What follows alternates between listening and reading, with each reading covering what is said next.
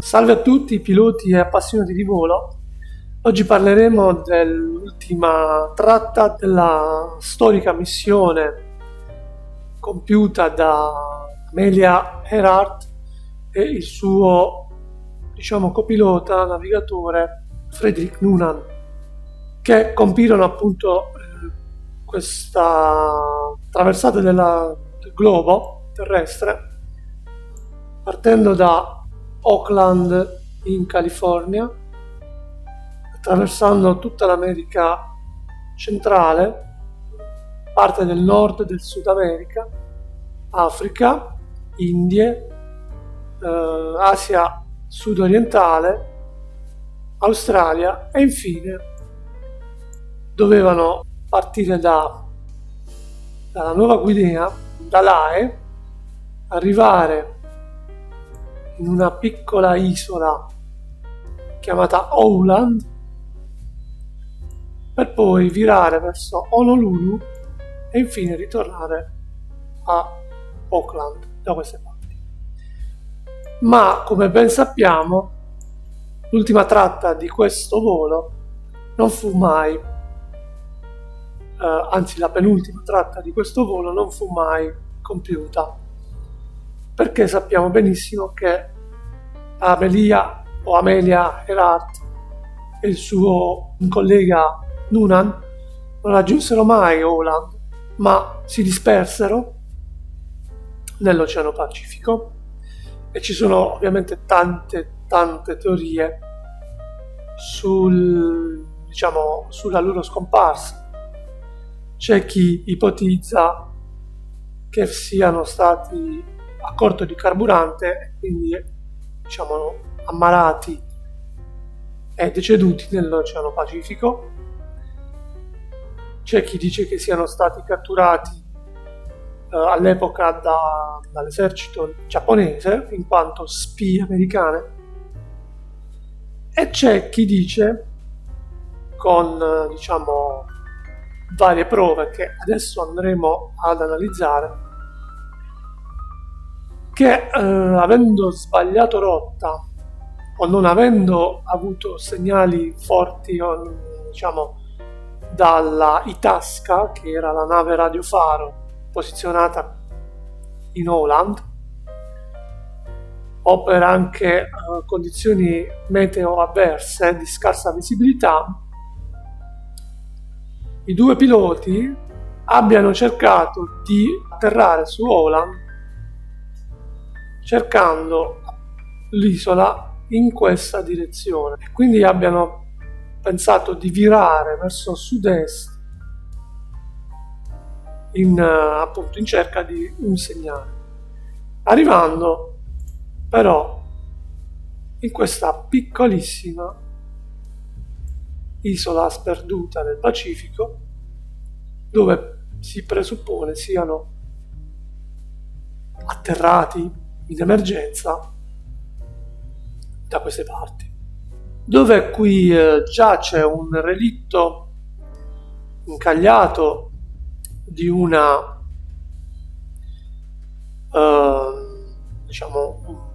nave SS Norwich City, che andremo più tardi a vedere.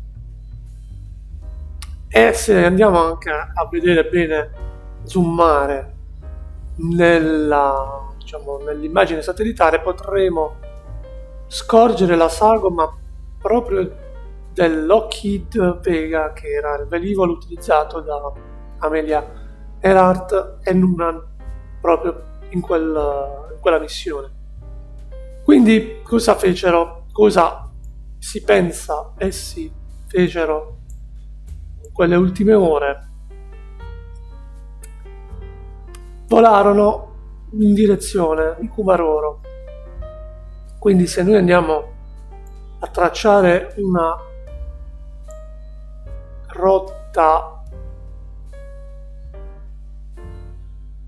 che vada da Lae Airfield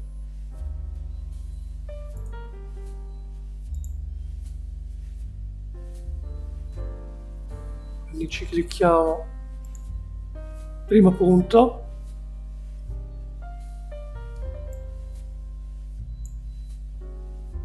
poi puntiamo Holland,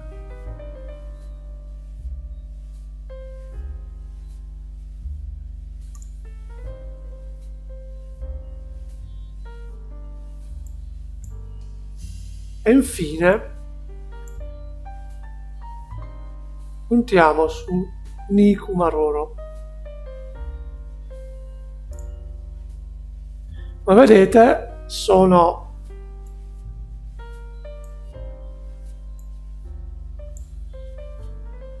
tre vertici, quindi questa sarebbe stata la rotta programmata, che ha diciamo direzione 80 gradi verso est, mentre una delle ultime diciamo rilevazioni radio molto difficoltose parlano di un'Amelia Earhart comunicare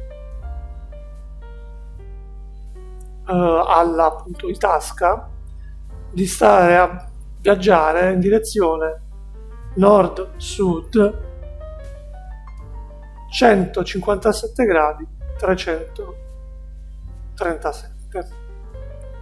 Quindi, come vedete, anche la direzione coincide più o meno. Qui siamo a 159 gradi, per cui sono 2 gradi di differenza, ma stiamo parlando di distanze molto grandi.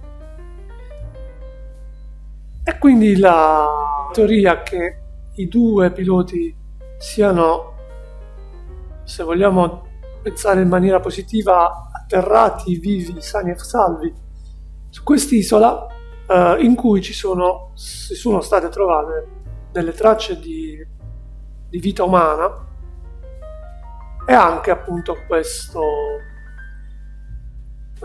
sagoma di un velivolo incagliato nelle basse diciamo acque della costa della barriera corallina di quest'isola.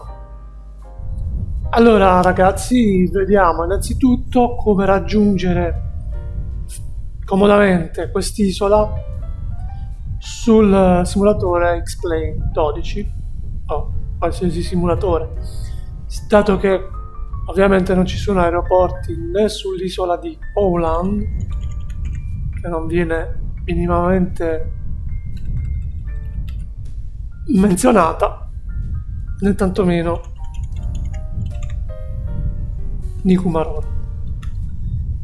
Però a qualche miglia di distanza da appunto quest'isola Nikumaroro c'è un aeroporto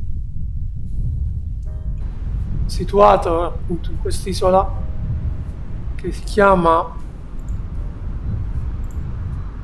Canton Island, pare sia chiusa, di cui ICAO è PCIS.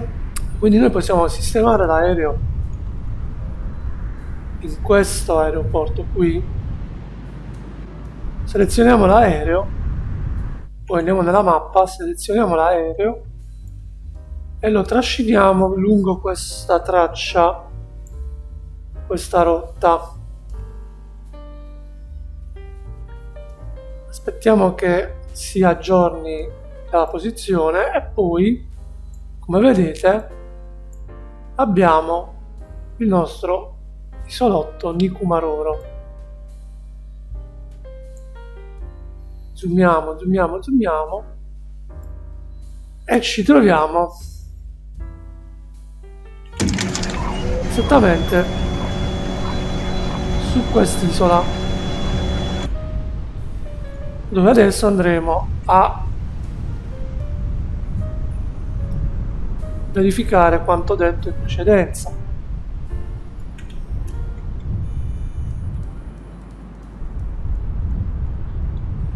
Ok, quindi qui potete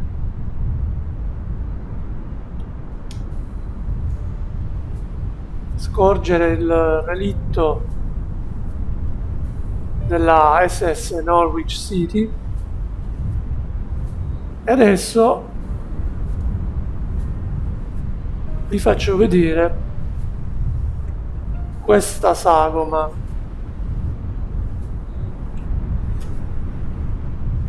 non troppo, altrimenti andrà a sfocare. Cosa notate in questa sagoma? Io, come ben altri hanno ipotizzato, riesco a vedere la silhouette di un aeroplano, la fusoliera, il timone, diciamo parte delle ali e anche dei motori, cabina di pilotaggio e parte dell'ala destra.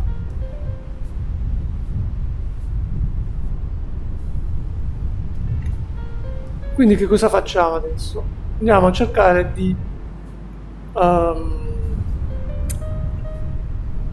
sovrapporre piano piano il velivolo, il modello, su questa sagoma che vediamo e capiamo che cosa succede.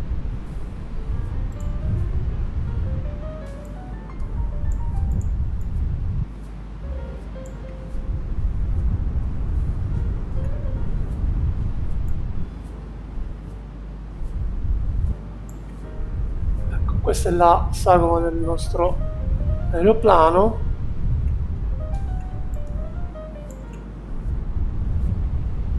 Ci siamo, dobbiamo ruotare a circa 180 gradi. Mettiamo pausa così non viene mosso dal motondoso. Zoomiamo ancora un pochettino e poi piano piano cerchiamo di allinearlo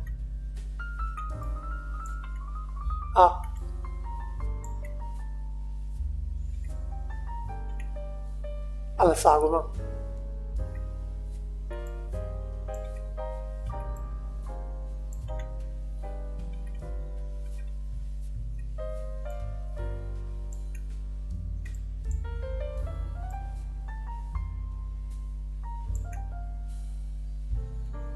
Ok, adesso sembra allineato. Magari lo spostiamo leggermente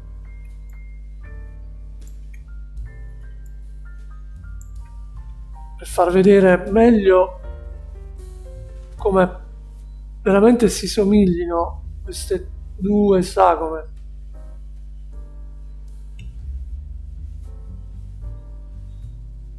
Notate? Ecco qua. Quindi, secondo alcuni, quella potrebbe essere la fusoliera, ciò che resta della fusoliera del Lockheed Vega utilizzato da Amelia Earhart e Noonan.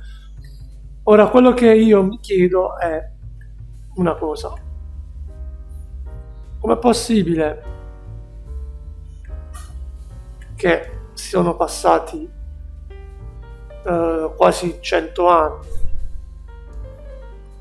da quella vicenda e la sagoma è ancora cromata con il colore e la vernice originale dell'aereo, mentre l'SS Norwich City che vediamo qui è chiaramente un ammasso di ruggine. Però se noi, come abbiamo potuto notare, riflettiamo un attimo, questa veramente assomiglia alla probabile sagoma dello stesso modello dell'aereo utilizzato da Amelia Earhart.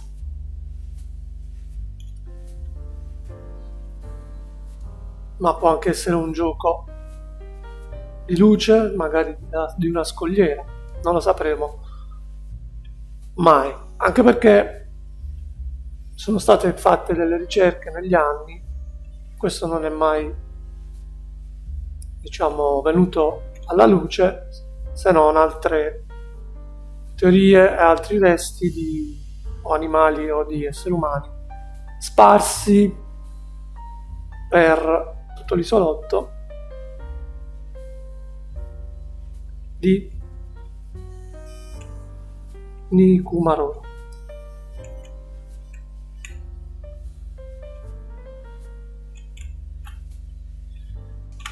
Bene, spero che questa vicenda, questa storia vi sia piaciuta.